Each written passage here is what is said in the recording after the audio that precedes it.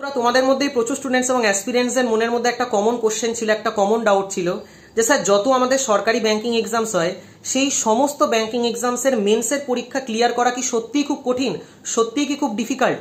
তো বন্ধুরা আজকের এই একটা সিঙ্গেল ভিডিওতে একদম ডিটেল ওয়েতে আলোচনা করে দেবো যত আমাদের সরকারি ব্যাংকিং এক্সামস হয়, সে আইবিপিএস পিওই হোক, আইবিপিএস ক্লার্কই হোক, এসবিআই পিও হোক, এসবিআই ক্লার্ক হোক, আরআরবি পিও হোক, আরআরবি ক্লার্ক হোক, ইভেন আমি আরবিআই অ্যাসিস্ট্যান্টও যদি নিয়ে নিই, তো এই সমস্ত পরীক্ষাগুলোর মেন্সের পরীক্ষা কি সত্যি ডিফিকাল্ট ক্লিয়ার করা অথবা সত্যি কি কঠিন ক্লিয়ার করা, নাকি ক্লিয়ার করা খুব একটা কঠিন না?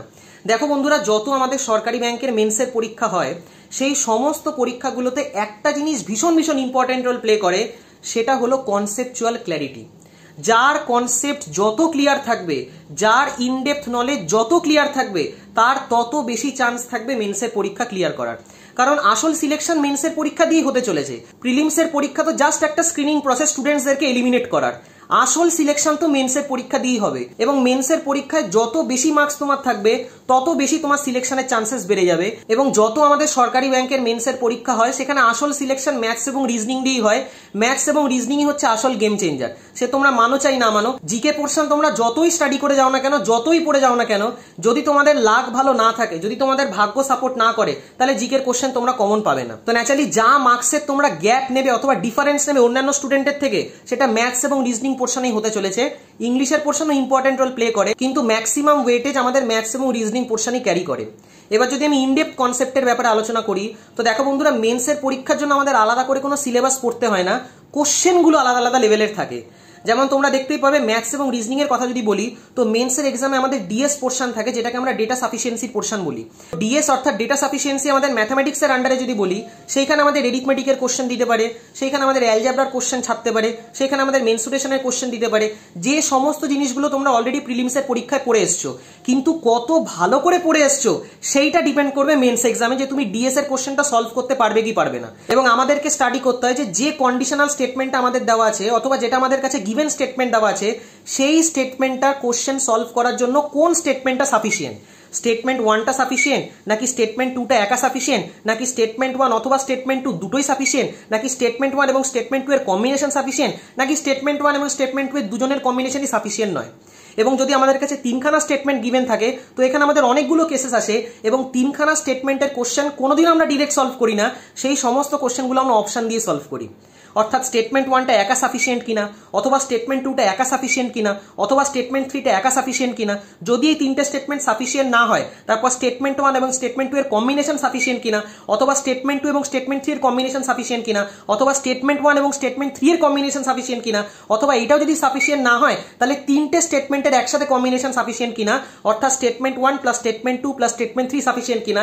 এবং লাস্ট অপশন পড়ে থাকবে যে 3খানা স্টেটমেন্টের কম্বিনেশন নেওয়ার পরেও আমরা আমাদের আনসার পাবো না, অর্থাৎ নান অফ দি অ্যাবাভ। তো ন্যাচারালি এইরকম ভাবে আমাদেরকে স্টাডি করতে হয়, প্রত্যেকটা কন্ডিশনকে আলাদা আলাদা করে স্টাডি করতে হয়, যে জিনিসটা খুব একটা ইজি নয়। মেন্সের পরীক্ষা খুব একটা ইজি নয় ব্যাংকিং এর। মেন্সের পরীক্ষার জন্য তোমাদের কনসেপচুয়াল ক্ল্যারিটি খুব ভালো করে শিখতে হবে এবং টেকনিক অফ সলভিংও খুব ভালো করে ডেভেলপ করতে হবে। শুধু ডিএস পোর্শনের কথা না, যদি আমি রিজনিং সেকশনকে নিই, তো রিজনিং সেকশনে আমাদের ইনপুট আউটপুটও আসে, রিজনিং সেকশনে আমাদের ডিফারেন্সিয়াল কোডিং ডিকোডিং আসে, এবং রিজনিং সেকশনে আমাদের ইনপুট আউটপুট এবং ডিফারেন্সিয়াল কোডিং ডিকোডিং এর কম্বিনেশন আসে, যেটাকে আমরা রো বেসড এবং কলাম বেসড ডিফারেন্সিয়াল ইনপুট এবং ডিফারেন্সিয়াল আউটপুট বলি। তো ন্যাচারালি এই সমস্ত জিনিসগুলোর জন্য আমাদের প্রায়োরিটি চেকলিস্ট থাকে, যে কোন প্রায়োরিটি চেকলিস্ট অনুযায়ী আমরা চেক করব যাতে করে আমাদের কোশ্চেনটা তাড়াতাড়ি গিয়ে সলভ হয়। ইনপুট আউটপুটেরও প্রায়োরিটি চেকলিস্ট থাকে, ডিফারেন্সিয়াল কোডিং ডিকোডিং এরও প্রায়োরিটি চেকলিস্ট থাকে। এই জিনিসগুলোকে আমাদেরকে অ্যানালিসিস করতে হয়। যে স্টুডেন্ট এইটার প্রায়োরিটি চেকলিস্ট জানবে, সে খুব আরামসে ইনপুট আউটপুট সলভ করতে পারবে, ডিফারেন্সিয়াল কোডিং ডিকোডিং সলভ করতে পারবে। কিন্তু যে স্টুডেন্টের হাতে প্রায়োরিটি চেকলিস্ট থাকবে না, তার জন্য কিছুটা কঠিন হয়ে যায় ইনপুট আউটপুট এবং ডিফারেন্সিয়াল কোডিং ডিকোডিং সলভ করা। শুধু তাই নয়, রিজনিং এর কথা যদি বলি, তো মেন্সে যত আমাদের ব্যাংকিং এক্সামস হয় সেখানে অ্যানালিটিক্যাল রিজনিং অথবা ক্রিটিক্যাল রিজনিং থাকে, এবং ক্রিটিক্যাল রিজনিং ম্যাক্সিমাম স্টুডেন্টসই বানাতে পারে না। কিন্তু যে স্টুডেন্টসরা ক্রিটিক্যাল রিজনিং অথবা অ্যানালিটিক্যাল রিজনিং ভালো করে শিখবে, সেই সমস্ত স্টুডেন্টসরা রিজনিং এর মেন্সের পরীক্ষায় 8 থেকে 10খানা কোশ্চেনের একটা অ্যাডভান্টেজ পাবে, একটা ওয়েটেজ পাবে। কারণ 8 থেকে 10খানা কোশ্চেন আমাদের ক্রিটিক্যাল রিজনিং ক্যারি করে এবং ক্রিটিক্যাল রিজনিং এর বিভিন্ন টাইপস তোমরা দেখতে পারবে। সেখানে স্টেটমেন্ট কনক্লুশন থাকবে, স্টেটমেন্ট ইনফারেন্স থাকবে, সিচুয়েশন রিজনিং থাকবে, তারই সাথে সাথে কজ অফ অ্যাকশন থাকবে, স্টেটমেন্ট আর্গুমেন্টের পোর্শন থাকবে এবং সেই স্টেটমেন্ট আর্গুমেন্টের মধ্যে আর্গুমেন্টটা উইক নাকি স্ট্রং সেইটাও আমাদেরকে স্টাডি করতে হয়, সেটাও আমাদেরকে অ্যানালিসিস করতে হয়। তারই সাথে সাথে কজ অ্যান্ড এফেক্ট স্টেটমেন্টও আমাদের থাকবে যে কোনটা এটার কজ, কোনটা এটার ইফেক্ট। এবং এই জিনিসগুলো তোমাকে খুব ভালো করে স্টাডি করতে হবে। যে স্টুডেন্ট এটার ইনডেপথ নলেজ রাখবে না সে স্টুডেন্ট ক্রিটিক্যাল রিজনিং সলভ করতে পারবে না। এবং ক্রিটিক্যাল রিজনিংও সহজ জিনিস নয়। ক্রিটিক্যাল রিজনিং এর জন্য ডেডিকেশন চাই। ক্রিটিক্যাল রিজনিংও ধৈর্য নিয়ে তোমাদেরকে শিখতে হবে, ধৈর্য নিয়ে প্যাসেজটা পড়তে হবে এবং তারপর কোশ্চেনগুলোকে সলভ করতে হবে। যে স্টুডেন্টের মনের মধ্যে ধৈর্য থাকবে সেই স্টুডেন্ট একমাত্র কম্পিটিটিভ এক্সাম ক্লিয়ার করতে পারবে। যাদের মধ্যে ধৈর্য নেই তারা কোনোদিনও ক্লিয়ার করতে পারবে না, তারা মেন্সে গিয়ে বারবার আটকাবে, তাদের প্রিলিমসের অবধি জার্নিটা সীমিত থাকবে, মেন্স এক্সাম আর কোনোদিনও ক্লিয়ার হবে না। মেন্স এক্সামের জন্য ধৈর্য ভীষণ ভীষণ ইম্পর্টেন্ট রোল প্লে করে। স্টাডি করতে হয় আমাদেরকে অ্যানালিটিক্যাল রিজনিংগুলো এবং ক্রিটিক্যাল রিজনিং, যে কিভাবে কোশ্চেনটাকে অ্যাপ্রোচ করব, কি টেকনিক লাগাবো। যেমন যখনই আমরা ক্রিটিক্যাল রিজনিং সলভ করি সেখানে আমরা কিওয়ার্ড টেকনিক অ্যাপ্লাই করি। এবার কিওয়ার্ড টেকনিক এখন তো এখানে শেয়ার করা সম্ভব না আমার জন্য, তো প্যাসেজের মধ্যে আমাদের যা যা কিওয়ার্ডস থাকে সেই সমস্ত কিওয়ার্ডসগুলোকে আমরা স্টাডি করে আমাদের মাইন্ডে রাখি এবং ওই কিওয়ার্ডসগুলো ইউজ করে আমরা আমাদের আনসারিং করি। তো ন্যাচারালি ক্রিটিক্যাল রিজনিং সলভ করারও টেকনিক আছে। শুধু তাই নয়, রিজনিং পোর্শনে আমাদের রিভার্স সিলজিজম আসবে। তোমরা সবাই সিলজিজম প্রিলিমসের পরীক্ষায় শিখেছো, যেখানে আমাদের স্টেটমেন্ট দেওয়া থাকবে, তার এগেনস্টে আমাদের কনক্লুশন থাকবে এবং আমাদেরকে আনসারিং করতে হয় যে এটা কারেক্ট হবে কি হবে না। কিন্তু রিভার্স সিলজিজম মানে যেখানে কনক্লুশন দেওয়া থাকবে এবং কনক্লুশনের এগেনস্টে আমাদের স্টেটমেন্টগুলোকে চেক করতে হয়। এবং তোমরা সবাই জানো সিলগে আমরা কনক্লুশনের ডায়াগ্রাম কখনো বানাই না, আমরা স্টেটমেন্টের ভেন ডায়াগ্রাম বানাই। যে সমস্ত স্টেটমেন্টসগুলো আমাদের সিলগে দেওয়া থাকে সেই সমস্ত স্টেটমেন্টগুলো ডেফিনিট স্টেটমেন্টের ক্যাটাগরির মধ্যে পড়ে এবং ডেফিনিট স্টেটমেন্টের এগেনস্টে আমরা ডেফিনিট ভেন ডায়াগ্রাম সেট করি এবং ডেফিনিট ভেন ডায়াগ্রাম যখন আমরা বানাচ্ছি সেইখান থেকে আমরা কনক্লুশনগুলোকে চেক করি যে কোন কনক্লুশন আমাদের স্যাটিসফাই করছে। তো ন্যাচারালি যখন আমাদের কাছে রিভার্স সিলজিজম থাকবে, যে স্টেটমেন্টসগুলো আমাদেরকে দেওয়া থাকবে সেই স্টেটমেন্টসের এগেনস্টে আমরা ডায়াগ্রামগুলোকে সেট করব এবং তারপর কনক্লুশনটা চেক করব যে সেই কনক্লুশনটা ম্যাচ করছে কি করছে না।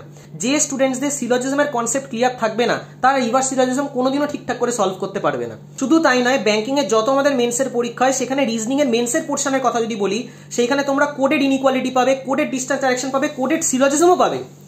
এমন না যে শুধু রিভার্স সিলজিজম পাবে, কোডেড সিলজিজমও তোমরা পাবে। সিলকটাকেও তারা কোড করে দেবে, সেই জিনিসটাকে তোমার আইডেন্টিফাই করতে হবে যে এই সিলকটাকে যখন আমরা ডিকোড করলাম তখন আমাদের আনসারটা ঠিকঠাক আসছে কি আসছে না। যে জিনিসগুলো তোমাদেরকে খুব ভালো করে শিখতে হবে। তো ন্যাচারালি যে স্টুডেন্ট মেন্সের পরীক্ষার জন্য প্রিপারেশন নিচ্ছে তার কনসেপচুয়াল ক্ল্যারিটি একদম টপ লেভেলের থাকা উচিত। কনসেপচুয়াল ডিফেক্ট যদি থাকে, কনসেপচুয়াল ডেপথ যদি ক্লিয়ার না থাকে তাহলে সে মেন্সের পরীক্ষা ক্লিয়ার করতে পারবে না। ম্যাথামেটিক্স পোর্শনের কথা যদি বলি, তো যত আমাদের ব্যাংকিং এর মেন্সের পরীক্ষা হয় সেখানে ম্যাথসের মধ্যে ডিআই আসে আমাদের, মানে ম্যাক্সিমাম ওয়েটেজ আমাদের ডিআই ক্যারি করে। এবার ডেটা ইন্টারপ্রিটেশনের কনসেপ্ট তুমি তখনই ভালো করে বুঝতে পারবে যখন তোমার এরিথমেটিকের কনসেপ্ট খুব ভালো করে ক্লিয়ার থাকবে। যে স্টুডেন্ট এরিথমেটিক ভালো করে স্টাডি করবে না সে ডিআই পোর্শন বানাতে পারবে না, অ্যাজ সিম্পল অ্যাজ দ্যাট। তো ন্যাচারালি ডিআই পোর্শনও তোমরা দেখতে পাবে কম্বিনেশন বেস ডিআই থাকবে, triple Venn diagram base DI থাকবে, ট্রিপল পাই চার্টের উপর কোশ্চেন থাকবে, ট্রিপল টেবিল ডিআই থাকবে। তো এই সমস্ত ডিআই গুলো অ্যানালিসিস করার জন্য কেসলেট ডিআই এর সাথে পাই চার্টের কম্বিনেশন তারা দেবে, টেবিল ডিআই এর সাথে পাই চার্টের কম্বিনেশন তারা দেবে, বার গ্রাফের সাথে টেবিলের কম্বিনেশন দেবে, বার গ্রাফের সাথে পাই চার্টের কম্বিনেশন দেবে। তো এই সমস্ত জিনিসগুলো তো তখনই সলভ করতে পারবে যখন তোমাদের এরিথমেটিকের কনসেপ্ট ভালো থাকবে, যখন তোমাদের কনসেপচুয়াল ক্ল্যারিটি একদম টপ লেভেলের থাকবে। তো ন্যাচারালি যত আমাদের মেন্সের পরীক্ষা হয় সেখানে কনসেপ্টকে এতটাই স্ট্রং বানাতে হয় আমাদের যাতে কনসেপচুয়াল ডিফেক্ট না থাকে। এবং কনসেপচুয়াল ক্ল্যারিটি তখনই থাকবে যখন অঙ্কের প্রত্যেকটা চ্যাপ্টারের প্রত্যেকটা কনসেপ্ট খুব ভালো করে তোমরা পড়বে এবং সেই জিনিসগুলোকে অ্যাপ্লাই করা শিখবে। তো ন্যাচারালি মেন্সের জন্য আমাদের কোনো সিলেবাস এক্সট্রা পড়তে হয় না। প্রিলিমসে আমরা যা জিনিসপত্র পড়বো সেটাকে এতটাই ভালো করে স্টাডি করব কারণ মেন্সে আমাদের নতুন কোনো চ্যাপ্টার থাকেই না, কোশ্চেনগুলো আলাদা আলাদা লেভেলের হয়। ডিআই আমাদের মেন্সে থাকবে, ডিআই আমাদের প্রিলিমসেও থাকবে, কিন্তু ডিআই মেন্সে আমাদের কনসেপ্টের ওপর থাকবে। শুধু তাই না, ডিআই আমাদের অ্যালজাবরার ওপরও থাকে। এখন যে স্টুডেন্ট অ্যালজাবরা ভালো করে শিখবে না, যে স্টুডেন্ট অ্যালজাবরার মধ্যে শুধু কোয়াড্রেটিক ইকুয়েশনই বানাবে আর কোয়াড্রেটিক ইকুয়েশনে শুধু সাইন রুল লাগাবে, তাহলে তার শুধু প্রিলিমসের পরীক্ষায় ক্লিয়ার হবে, মেন্স ক্লিয়ার হবে না।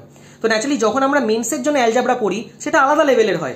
সেখানে আমাদের ইকুয়েশনের ডিপেন্ডেন্সি ইন্ডিপেন্ডেন্সি চেক করতে হয় যে কোন ইকুয়েশনটা আমাদের সাফিসিয়েন্ট হবে কোশ্চেনটা অ্যান্সার করার জন্য, কোন ইকুয়েশন দিয়ে আমরা এক্স এবং ওয়াই এর ভ্যালু বার করতে পারবো, কোনটা দিয়ে বার করা যাবে না, কোনটা দিয়ে কান্ট বি ডিটারমাইন্ড আনসার হবে। এই সমস্ত জিনিসগুলোকে আমাদেরকে শিখতে হয় এবং সেইটা এন্টারলি কনসেপ্টসের উপর ডিপেন্ড করে। ম্যাথসের পোর্শনের কথা যদি বলি, তোমরা মেন্সে fill in the blanks arithmetic পাবে।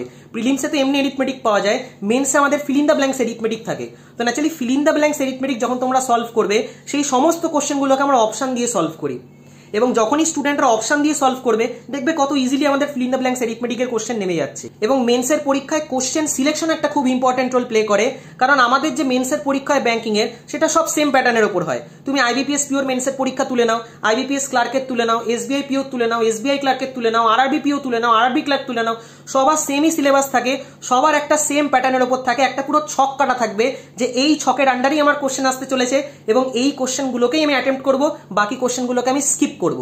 তো ন্যাচারালি মেন্সের পরীক্ষায় স্কিপিং টেকনিকও শিখতে হবে স্টুডেন্টদের, যেটা প্রিলিমসের পরীক্ষায় আমাদের থাকে না। প্রিলিমসের পরীক্ষায় তো সব কোশ্চেন অ্যাটেম্প্ট করতে হয়, কিন্তু মেন্সের পরীক্ষার জন্য তোমাকে স্কিপিং টেকনিক শিখতে হবে যে কোন কোশ্চেনটা আমি হাত দেবো এবং কোন কোশ্চেনটা আমি ছাড়বো। ধরো সাপোজ তুমি কোনো বাজে কোশ্চেনে হাত দিলে, অথবা যে কোশ্চেনে তোমার উইকনেস আছে সেটা তুমি হাত দিলে এবং মাঝখানে তুমি ফেসে গেলে, তাহলে তো কোশ্চেনটা সলভও হলো না, এদিকে টাইমটাও ওয়েস্ট হয়ে গেল। তো ন্যাচারালি মেন্সে কোশ্চেন সিলেকশন একটা খুব ইম্পর্টেন্ট রোল প্লে করে। এবং কোশ্চেন সিলেকশন একটা স্টুডেন্টের কখন আসবে? যখন তার কনসেপচুয়াল ক্ল্যারিটি থাকবে, যখন তার কনসেপ্ট একদম জলের মতো পরিষ্কার থাকবে, কনসেপচুয়াল ডেপথ যখন খুব ভালো থাকবে, তখনই তার কোশ্চেন সিলেকশন ঠিকঠাক করে হবে, না হলে হবে না। তো ন্যাচারালি মেন্সের পরীক্ষা ব্যাংকিং এর একটু ভালো লেভেলের হয়, একটু টিপিক্যাল লেভেলের হয়। ইভেন মেন্সে যদি রিজনিং এর পাজলসের কথাও বলি, তো পাজলসও তোমরা বড় বড় দেখতে পারবে, কিন্তু সব পাজল আমরা কখনো বানাই না। পাজলের মধ্যে আমাদেরকে সিলেক্ট করতে হয় যে কোন পাজলটায় হাত দেবো এবং কোন পাজলটায় হাত দেবো না। তো ন্যাচারালি এই জিনিসগুলো খুব ইম্পর্টেন্ট রোল প্লে করে সিলেকশনে, কারণ অ্যাকচুয়াল মার্কস তোমাদের মেন্সেরই অ্যাড হবে। যদি তোমরা পিও লেভেলের পরীক্ষা দাও তো মেন্সের মার্কস অ্যাড হবে এবং ইন্টারভিউর মার্কস অ্যাড হয়ে ফাইনাল সিলেকশন বেরোবে। এবং যদি তোমরা ক্লেরিক্যাল লেভেলের পরীক্ষা দাও তাহলে শুধু মেন্সের নম্বরই অ্যাড হবে, সেখানে কোনো তো ইন্টারভিউ থাকে না। তো প্রিলিমসের পরীক্ষা তো জাস্ট একটা এলিমিনেশন স্টেজ। প্রিলিমসের পরীক্ষাতেও খুব ভালো করে তোমাদেরকে শিখতে হবে। প্রিলিমসের পরীক্ষাও এমন না যে ক্লিয়ার করা খুব সহজ।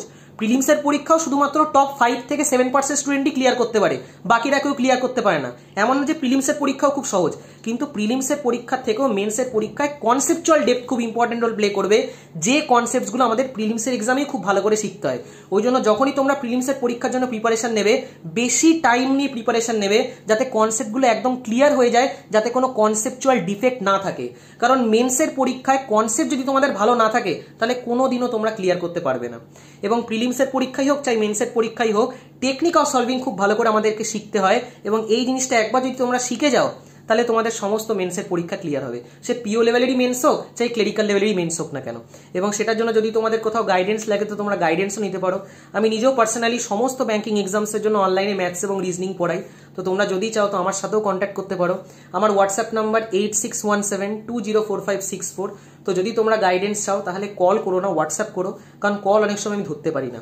আমি নিজে আইবিপিএস এবং আইবিপিএস ক্লার্ক দুটো পরীক্ষাই ফার্স্ট অ্যাটেম্পটেই ক্লিয়ার করেছি।